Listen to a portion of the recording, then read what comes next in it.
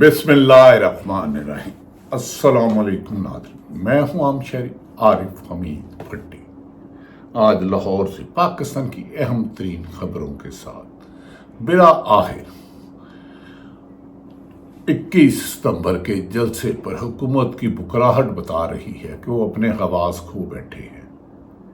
PTI के सैकड़ों नहीं तो दर्जनों अफराद को गिरफ्तार कर लिया गया है और एक दफ़ा फिर लाहौर को कंटेनरस्तान बनाया जा रहा है। एक कैदी 804 बानी इमरान खान इक़्तिदार में बैठे हुए हुक्मरान अपने आप को उससे गैर महफूज समझते हैं कि उसके नाम पर लोग जो जलसे गाह में इकट्ठे होंगे, जो तकरीरा करेंगे, जो नारेबाजी करेंगे, उनसे इनके कानों में एलर्जी हो जाती है कि हमारे जुल्म सितम के बावजूद इमरान खान हकीकत ऐसी बन चुका है कि वो इस वक्त कौम उसे अपने लिए और पाकिस्तान के लिए ज़रूरी समझने लग पड़ी है। अवाम मानी पीटीआई इमरान खान को फायद ईसा के मोहब्बत इन्हें नहीं थी पीपल्स पार्टी और नून लीग एमक्यू, मफाद था। इसी ज़ाती मफाद पर इन्होंने मुल्क के मफाद को नज़रअंदाज किया, आइन को नज़रअंदाज किया, कानून को नज़रअंदाज किया। सिर्फ एक शख्स जेल में रहे, उसको इसके बुनियादी हकूक ना मिले, उसकी खातर तौहीन अदालत भी की, आइन शिकनी भी की और इनका शरीक जुर्म हमेशा चीफ इलेक्शन कमिश्नर साहब भी रहे। अब नाज़रीन आ जाते हैं नून लीग और पीपल्स पार्टी क्यों चाहती है कि चीफ जस्टिस फायद ईसा अपने ओहदे पर बरकरार रहें। इसकी भी बिल्ली थैले से बाहर आ गई है। इसका अंदाजा मैं आपको एक हालात से बता देता हूं, उससे आप खुद गैसे इसका अंदाजा एक केस में रिमार्क से लगाएं कि केस की समाअत के दौरान रिमार्क्स देते हुए कि वोटों के सामने फॉर्म 45 की कोई हैसियत नहीं। ये काबिल एहतराम है, उन्हें ये पता ही नहीं। आपको एक्सटेंशन मिले, आपको शरई कोर्ट या आइनी कोर्ट का दल लगा दे, और मेरे भाई वोटों से ही फॉर्म 45 बनता है। एक एक वोट जाके नहीं कोई गिनता। जब पोलिंग स्टेशन से पोलिंग बूथ पे एक एक वोट जो गिना जाता है उसका ही बनता है। ये नहीं कि आज आप 2 लाख वोटों से जीत के अगले दिन आके कैंसिल कर दें।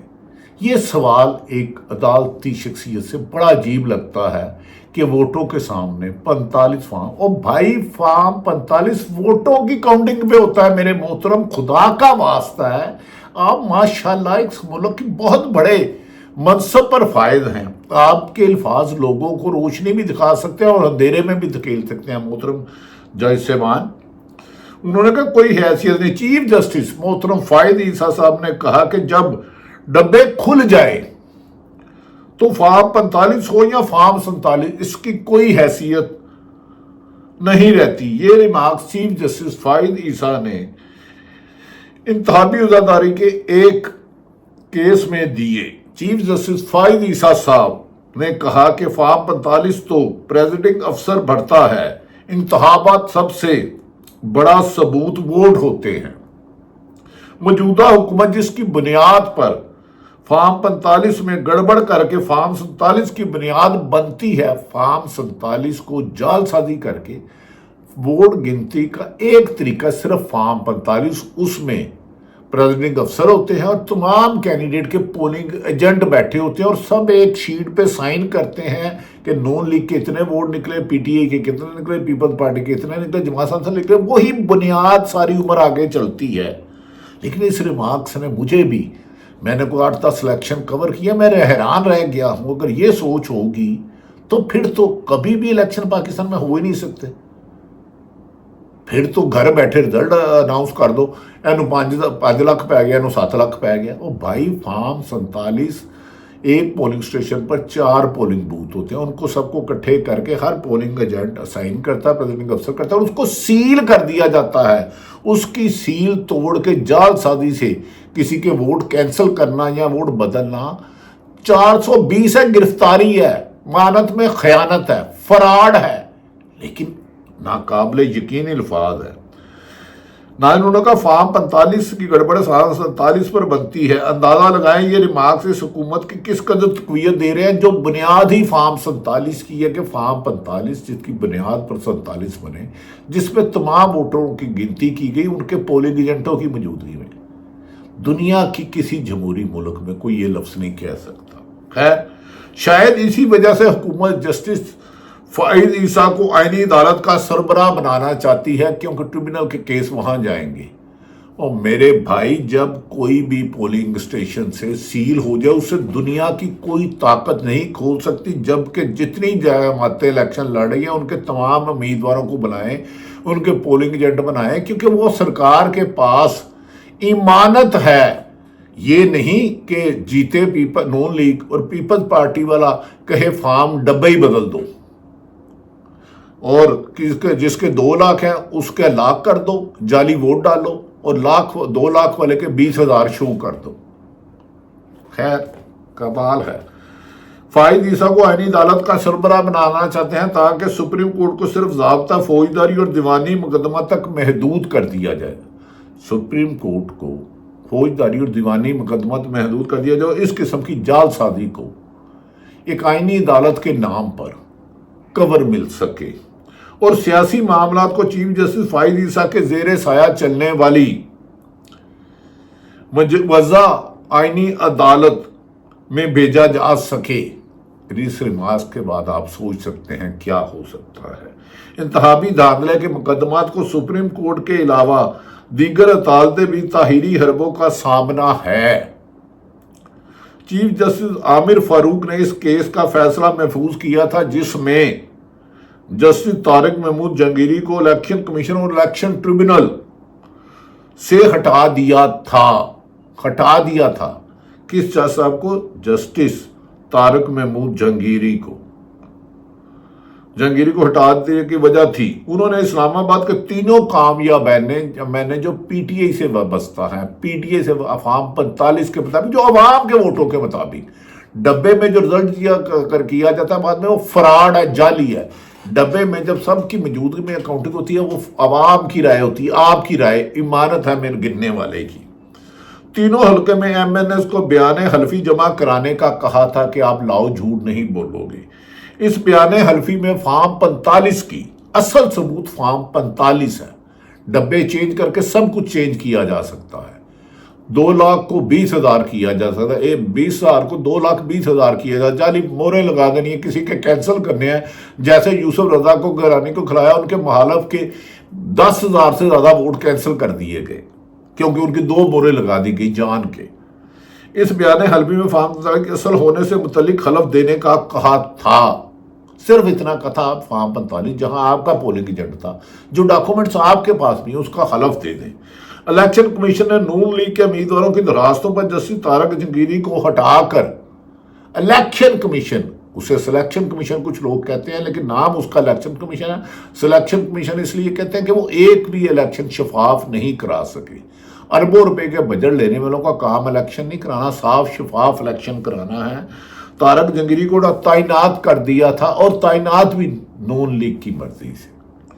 شعیب شاہین سمیت دیگر امیدواروں نے اس فیصلے کو اسلام آباد ہائی کورٹ میں چیلنج کیا۔ پہلے چیف جسٹس عامر فاروق نے ٹریبونل کے کارروائی کو آگے بڑھانے سے روکا، رکاوٹیں کھڑی کی، اور پھر سٹے آرڈر جاری کرتے ہوئے فیصلہ محفوظ کر لیا کہ تاکہ لوگوں کو انصاف نہ ملے۔ ایک تو سٹے بھی عجیب چیز ہے، جس کو چاہتے ہیں دے دیتے ہیں، جس کو چاہتے ہیں نہیں۔ انصاف کرو، اگر غلط ہے تو اس کے خلاف فیصلہ دے دو، صحیح ہے تو اس کے حق میں دے دو۔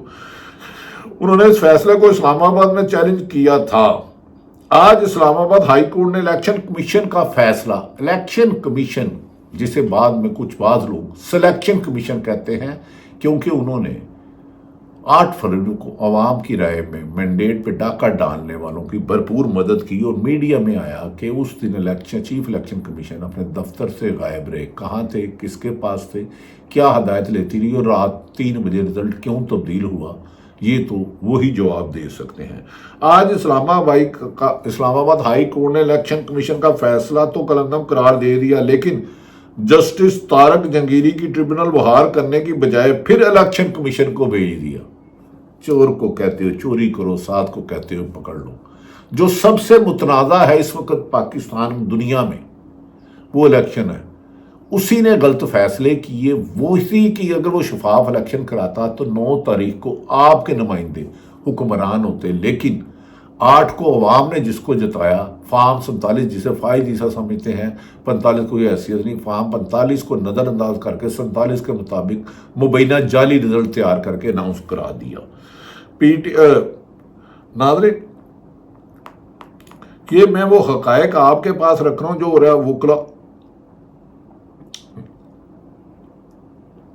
انہوں نے بڑھانے میں فیصلہ اسلام آباد ہائی کورٹ نے بحال کرنے میں الیکشن کمیشن کو ہی بھیج دیا، جو ایک قابل تکلیف اور انصاف کے بنیادی اصولوں کے خلاف ہے۔ بیمار ہوئے جس کے سبب شاعر کا اسی اطار کے لونڈے سے دعا لیتے ہیں، ایسنی حالات کے لیے شاید نے یہ شعر کہا۔ اسی لیے پی ٹی آئی کو توقع ہے کہ اگر آئین کے مطابق اکتوبر میں محترم فائز عیسیٰ صاحب گھر چلے جاتے ہیں، جیسے ماضی میں چیف جسٹس صاحب ریٹائر ہو کے جاتے ہیں، اور چیف جسٹس منصور علی شاہ صاحب اپنے منصب کو سنبھال لیتے ہیں، تو ان کے بارے میں ہے وہ صرف آئین کو فالو کرتے ہیں۔ کسی ایک جماعت کو ہرانا یا جتانا، کسی ایک شخص کی فیور کرنا نہ کرنا، یہ ان کے بارے میں وکلا برادری اور جج صاحبان کے بارے میں عام رائے ہے کہ وہ دباؤ نہیں لیتے، اور اللہ کرے کہ وہ اسی امید پر پورا اتریں، کیونکہ وہی واحد سپریم کورٹ ہی انصاف کی کرن ہے جو ملک کو اس انتشار سے نکال سکتی ہے۔ فائز عیسیٰ سنبھالیں گے تو الیکشن سے جڑے معاملات کی شفاف تحقیقات ممکن ہو سکے گی، کیونکہ پھر کوئی فائز عیسیٰ غلط سٹینڈ نہیں دے گا۔ آپ کے ووٹوں پر بننے والے گنتی پر فارم 45 کو نظر انداز کر ہی نہیں سکتا۔ خیر، آج لاہور ہائی کورٹ میں وکلا کنونشن بھی ہے، جس میں وکلا نے آئینی ترمیم کے خلاف تحریک شروع کرنے کا اعلان کر دیا ہے۔ دم دم مست کلندر، جال سازی نہیں چلے گی، آئین شکنی نہیں چلے گی، عدالتوں کو کمزور نہیں کیا جائے گا، اداروں کو غلامی کی بجائے انڈیپینڈنٹ کیا جائے گا، چاہے کوئی بھی ادارہ ہو، اسی میں بہتری ہے۔